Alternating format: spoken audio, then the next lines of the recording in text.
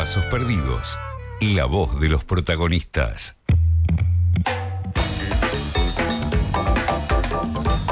Y a las 9:03 de la mañana estamos en comunicación con Rodolfo Aguiar, el secretario general de ATE Nacional. ¿Qué tal? Fernando Amato, Manu Pol, Lorena Álvarez te saludan.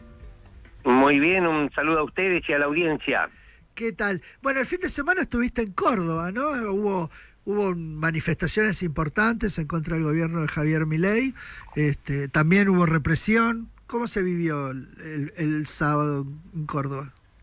Sí, llegó el 25 de mayo sin pacto. Sí. Lo que muestra es una demostración de que hay una sociedad que se niega a firmar su propio certificado de defunción. Sí. A los estatales nos despide este gobierno, nos cierra los organismos en los que trabajamos, ajustan nuestros salarios, intenta privatizar las empresas estatales.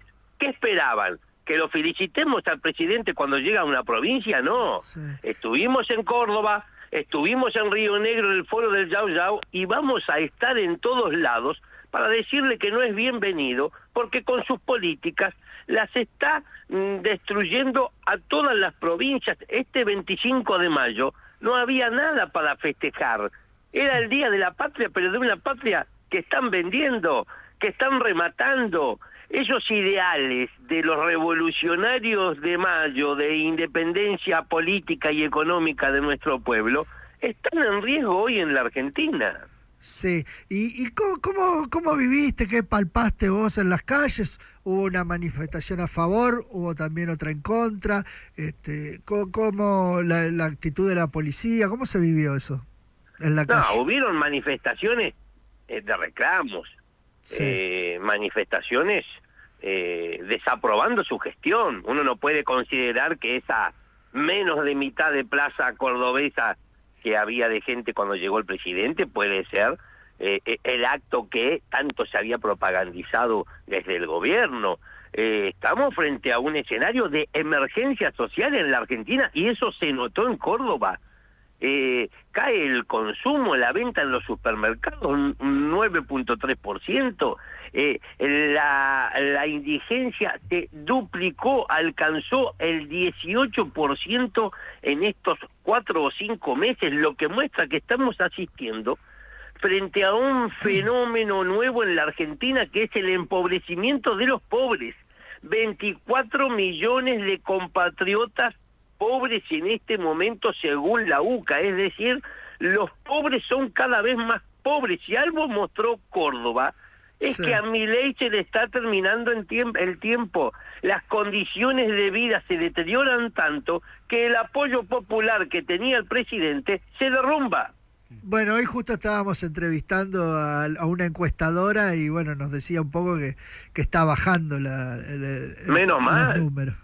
Menos mal que me da esa noticia porque colegas suyos se cansan de ingresar en la estrategia del gobierno, de propagandizar que no sé qué consultoras hablan de la imagen que mantiene el presidente. La gente empieza a darse cuenta que venimos soportando una recesión económica. Sí. Ya más de la mitad de los argentinos consideran que la crisis profunda que estamos atravesando es responsabilidad de las medidas y del programa económico que está aplicando este gobierno. De la recesión pasamos a una depresión, a una economía, a una caída de la economía más profunda y más persistente. Esa teoría de la B corta y del rebote, ya no hay ningún especialista económico que pueda sostenerla. Todos coinciden en que ingresamos en una meseta. Por lo tanto, después del sufrimiento no hay prosperidad, Esta idea de que nos sacrificamos hoy, pero mañana vamos a ser felices, ya no tiene ningún fundamento. Después de Milei solo va a haber un dolor para toda la sociedad.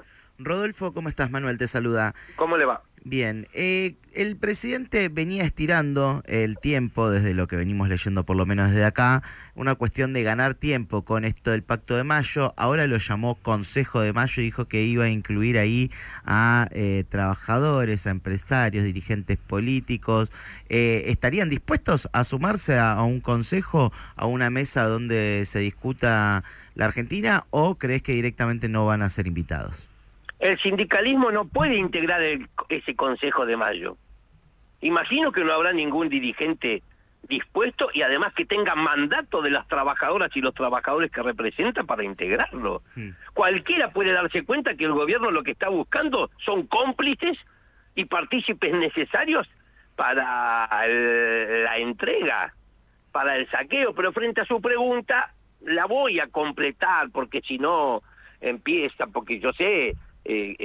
bueno, que el diálogo y el consenso son las herramientas que le permiten a las sociedades avanzar y al país desarrollarse. ¿Qué diálogo? ¿Diálogo con quién?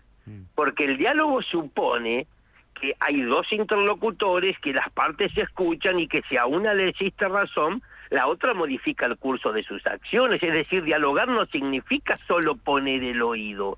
¿Y qué curso de acción está dispuesto a modificar este gobierno? No hay posibilidad de dialogar. Estamos confrontando con una matriz ideológica, al menos en nuestro caso, que representamos trabajadoras y trabajadores estatales, con una matriz ideológica que quiere hacer desaparecer el Estado. Mire, no hay acto o evento en el que este hombre que ejerce la presidencia no se acuerde de nosotros. Ahora en el Lunapar volvió a hablar de el Estado maldito. ¿Sabe qué, presidente?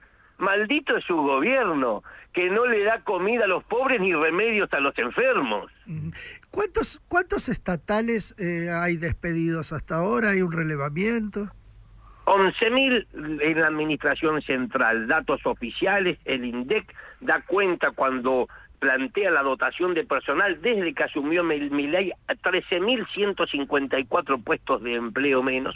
Varios de ellos, más de 2.000, corresponden a bajas en empresas estatales en las que no tiene participación el sindicato y otros entes. Por lo tanto, calculamos algo así como 11.000, pero alerta máxima, no nos olvidemos que 59.000 trabajadores fueron reprecarizados, vinculándolos nuevamente, a pesar de que tienen 5, 10, 15 y hasta 20 años de antigüedad en el Estado, le volvieron a hacer un contrato solamente por 90 días, y vencen a fin de junio. Por lo tanto, el sindicato convocó, desde ATE hemos convocado a un Congreso Nacional para esta semana, para el día jueves, con presencia de todo el país, que va a resolver cómo le vamos a dar continuidad al plan de acción y cuál va a ser la medida concreta para enfrentar esta posible segunda ola de despidos desde que asumió el presidente. La semana pasada hubo paritaria de estatales, UPCN firmó, ATE no, con un 9% de aumento. ¿Cuál es la perspectiva de ustedes? Mire, ese 9 era la suma, ¿no?, de dos aumentos. Sí. 2%, escuche bien. No es un error lo que estoy diciendo, 2% para el mes de abril. Sí. ¿Puede aceptarse eso? Para un mes en donde la inflación oficial que comunicó el INDEC es del 8.8% y el 7% para mayo. Es inaceptable. ATE, nuestro sindicato, no puede ser cómplice de semejante ajuste sobre los ingresos en el sector público. El superávit que tanto se propagandiza del gobierno y que además es falso y mentiroso, porque en parte se lo logra no pagando deuda, por ejemplo, acá Mesa, pero en un 33% ese superávit se asienta sobre el empobrecimiento masivo de todas las jubiladas y los jubilados y un recorte sin precedentes de los ingresos en el sector público. Seguimos demandando un aumento de emergencia que le permita salir a las trabajadoras y a los trabajadores estatales de la pobreza. El promedio de ingresos salariales en el Estado alcanza apenas para cubrir la mitad, que hoy tiene el costo de la canasta familiar, y le seguimos exigiendo la inmediata reincorporación de todos los trabajadores despedidos. Las mesas de negociaciones en cada uno de los ministerios no avanzan en la medida o con la celeridad que los trabajadores estamos esperando. Esto nos coloca frente a un crecimiento de la conflictividad en el Estado durante las próximas semanas. Lo que está pasando en Misiones no es un hecho aislado, es la antesala, es el anticipo de lo que va a empezar a pasar en todos lados. Y también un ejemplo para todos los gobernadores: de nada les sirve, señores gobernadores, arrodillarse frente al poder central, porque ese misionero hace semanas que pide auxilio y desde acá, desde la capital, le dan la espalda. Rodolfo, te doy la última en ese sentido, porque quería saber cómo estás viendo, más allá de la conflictividad social, más allá de las respuestas de las organizaciones sindicales y sociales que siguen confluyendo en la calle, ¿cómo estás viendo la respuesta política al gobierno de Javier Milei por parte de las distintas oposiciones, quizás algunas un poquito más nucleadas, otras un poquito más dispersas y dialoguistas, que es un término que se usa mucho, pero ¿cómo estás viendo la respuesta política? Yo ya no creo que exista una oposición dialoguista en la Argentina. Son oficialismo, dan asco,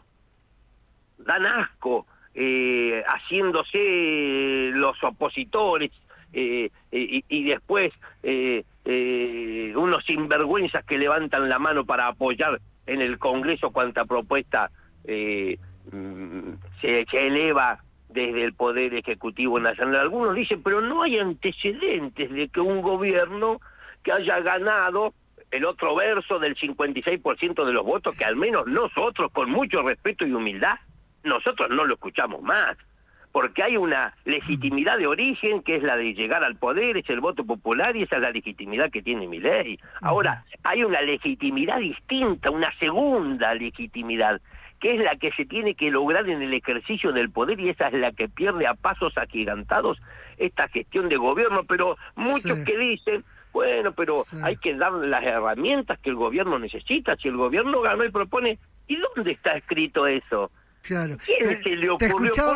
¿Por qué si el gobierno quiere llevar adelante una ley bases que destruye la vida de millones y a millones de argentinos, quién dijo que hay que garantizársela porque sea un gobierno nuevo? Yo le digo, estamos peleando y acá todavía no hay un ganador, porque se suponía que este gobierno los 100 primeros días quería hacer un montón de cosas y no pudo hacer ninguna, no pasó la media cancha todavía este gobierno. Veremos cómo siguen los próximos días. Rodolfo Aguiar, secretario general de ATE, te agradecemos mucho este contacto con Pasos por Dios. Nosotros los agradecidos siempre, hasta luego. Hasta luego, abrazo.